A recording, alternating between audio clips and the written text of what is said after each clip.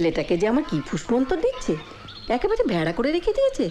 তাহলে নিশ্চয়ই আপনার বৌমা খুব সুন্দরী। চুপ কর, ওই তো প্যাঁকাটির মতন গরম। বিয়ের জল পলে গায়ে গত্তি লাগে শুনেছি। এই জন্য 8 জন্মে কসাইয়ের কাছে মাংস বেঁচে এসেছে গা। ছেলে আমার তার পাশে একেবারে কার্তিক ঠাকুর। আসবেন না এখানে? এলে দেখতাম। ভেবে তো ছিলুম আসবে, একবার ঠিক আসবে। মা না খাইয়ে দিলে খাওয়া হতো না। একদিন হয়ে গেল, বাঁচলুম কি মলুম, একটা খবর অবধি নিলে না। ও, মহেন্দ্রবাবুর একটা চিঠি এসেছে কলকাতা থেকে। ঘাট থেকে ফেরার পথে ডাকঘর করে দিয়ে গেল। ও মা, তা আগে বলবি তো, শুধু শুধু ছেলেটাকে দুষছি। কই? আপনার নামে না, তবে? খামের উপর লেখা আছে বিহারীলাল চৌধুরী। ও, সেই যে পৌঁছতে এসেছিল, ভেবেছি বিহারিটা এখানেই আছে। কি করব চিঠিটা তাহলে? আপনি যাবার সময় সঙ্গে নিয়ে যাবেন? নিয়ে যাব কেন, খুলে পড়। অন্যের চিঠি? উফ, শোনো বাছা, তোমার মেম সাহেবই তোমার বাড়িতে করো। আমার ছেলের চিঠি, সে কেমন রইল, কোনো বিপদ আপদ ঘটলো কি না। ওই খাম বন্ধ করে চিঠি আগলে ভেতরে ভেতরে দগ্ধে মরতে পারবো না। তোমার যদি স্বভাবতে আটকায়, আমি অন্য কাউকে দিয়ে পড়িয়ে নিচ্ছি।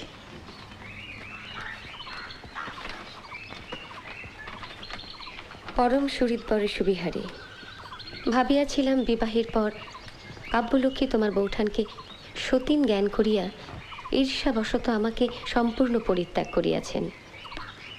তাহার দিক হইতে হয়তো ইহাই সত্য, কিন্তু আজ এই নিশীথকালে বুঝিলাম আমার পক্ষ হইতে ইহা সত্য নহে।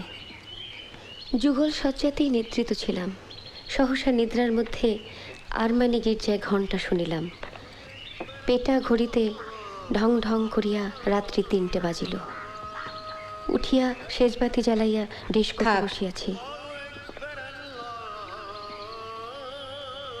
মাছ করে খামে ভরে রেখে দিই।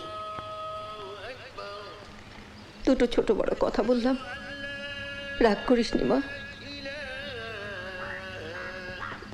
চাটা একেবারে জুড়িয়ে গেল।